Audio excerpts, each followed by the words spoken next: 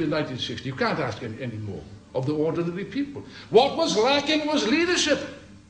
The Stalinists, the so-called communists, to their eternal shame, most of them I think were Maoists in Pakistan, because Ayub Khan, this monstrous dictator, not as monstrous as the man that followed him,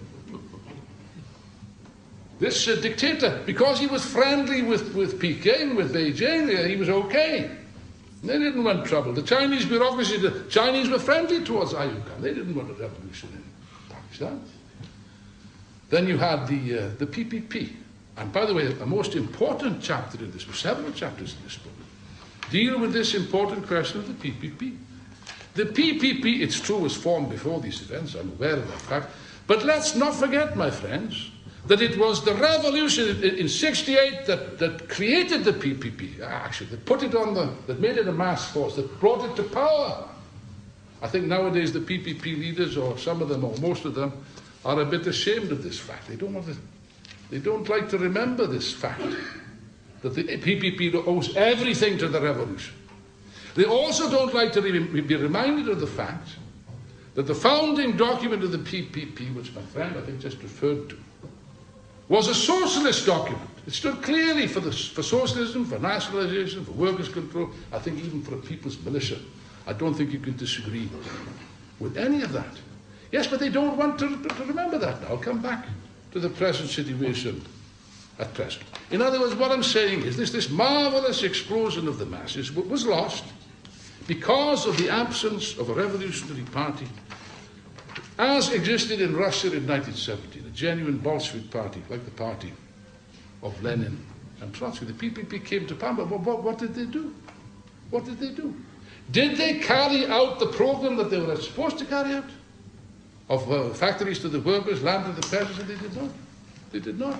They compromised, they vacillated, and therefore they played into the hands of reaction. I have to speak the truth. Although Bhutto, of course, is a martyr, we respect the man for that. We're sorry that he was killed, but we have to say that he, by his policies, unfortunately played into the hands of the reaction, particularly the army. The result was a war with India, a criminal war, senseless war with India, the loss of Bangladesh, terrible disaster. And finally, the dictatorship, Zia al-Haq. I think he was the worst of all these monsters. There's never been a monster in Pakistan's history like Zia al-Haq. You know, scoundrel. He got his deserts from his friends in the CIA. I don't believe that he was killed in an accident. I don't believe that for a minute. Accidents of that sort do not happen in politics, you know. Well, it's the will of Allah. Yes, the will of Allah and a few other guys as well in Washington. You know, Allah had a little help, shall we say. His will had a little bit of encouragement from the CIA and the ISI, probably. You know. But in any case, you had then subsequently, you've had other governments of the PPP. And I'm sorry to say again that the PPP has not carried out the policies that it was supposed to carry out. They've never carried out the program. They've never given this program a chance. And therefore, every single time it's ended in a new reaction. One form or another, it ends up in a new form of reaction. I go to Pakistan quite frequently. It's a country which I know something of, which I deeply love, and I love its people, and I have the greatest respect for the people of Pakistan. I have to say this, I don't believe that the people in Pakistan have ever been in such a terrible position as what they're in now. I have to say that quite bluntly. Never. You look at the poverty, the hunger, the unemployment, the economic collapse. And as for independence, you know what makes me laugh? Oh, Independence Day. When is Independence Day? 14th of August. 14th of August, yes. And they celebrate. My friends, what are they celebrating? What are you celebrating? 50 years, how long is it? 60 years now? 62 years of what? What has been achieved in the last 6 under the rule of the capitalists and landlords? What has been achieved?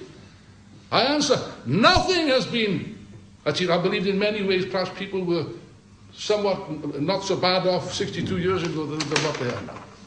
And as for independence, I ask, what independence? For goodness sake, Pakistan has never been more dependent on imperialism than what it is at the present time. The Americans run the whole damn show. They run the government. I think the IMF now wants to run everything down to the finest detail.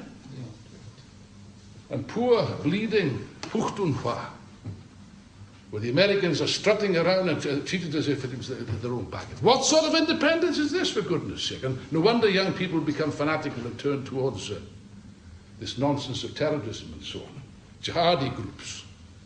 That reflects the absence of a party again. And the only hope, by the way, and I'll finish on this note, the only hope for the future is precisely the programme, policies, methods, ideas and traditions of 1968 represented in this book and in the person of Comrade Lal Khan and the struggle, marvellous organisation which is growing by leaps and bounds.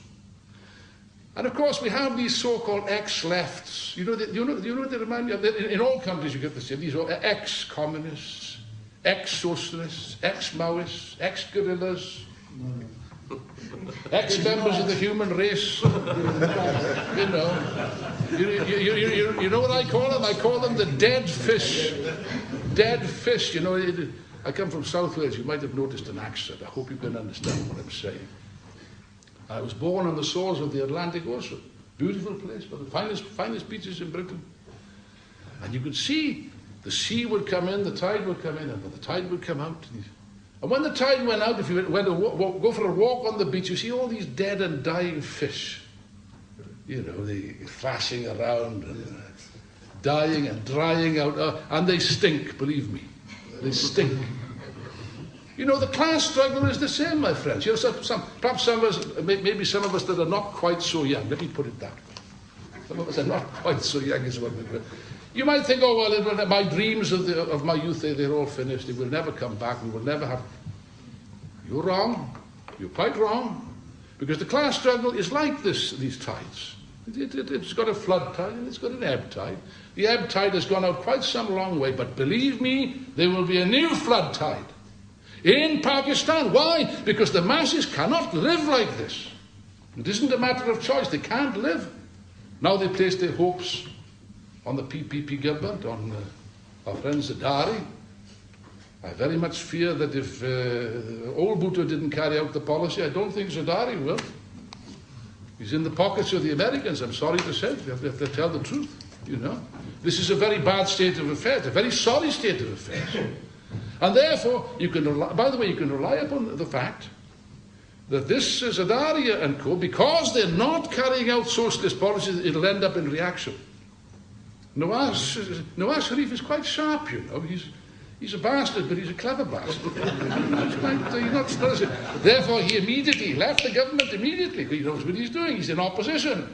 Let Zardari do the dirty work. Let him carry out the cuts and all that is necessary, all that's dictated by the imperialists and by the bankers and by the landlords and the feudals, and so let him carry that. And then when he's thoroughly discredited, we'll have new elections and then we'll come back. And that's not a very nice problem. That's not a very nice prospect for the people of Pakistan. And I'll say this. Before Mr. Nawaz Sharif starts to smile too much, let me warn Nawaz Sharif, you get elected, my friend, and you won't like the results. Because people might put up with something off the PPP. I don't know how long for. But sooner or later, as night follows day, there will be another 1968. You better be sure of it. I know all these lefts, these ex-communists and ex-Maoists and ex-Trotskyists are sitting in the... You don't have pubs in Lahore. There used to be pubs. Lahore used to be a nice place, you know. In the old days, I'm told, it used to be a nice place. Vibrant, cultural, famous throughout the supper. Not anymore. Not anymore. That's right, all finished.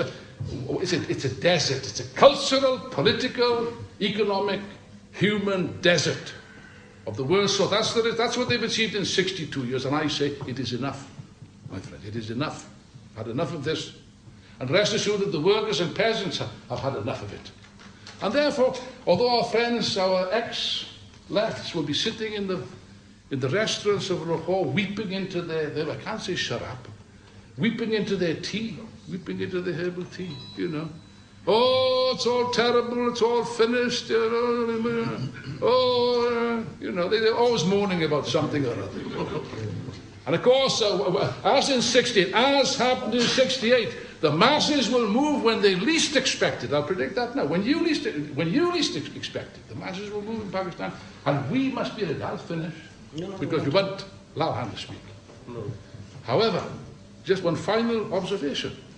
What was missing in 1968 that we failed despite all these marvellous movements, this marvellous sacrifice? I repeat, the party and the leadership. That must not happen again. It will not happen again because of the marvellous work done by our comrades who are building up the struggle, which is destined to become what was missing in 1968.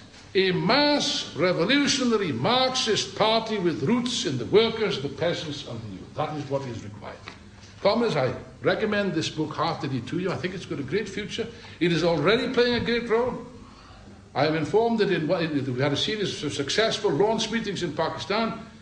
In Hyderabad, I think there were 1,000 people in Hyderabad. Now that's an indication that people are thirsting for these ideas. People are fed up with the imperialists on the one hand and the Taliban and the jihadis. They are looking for something different. There's something different.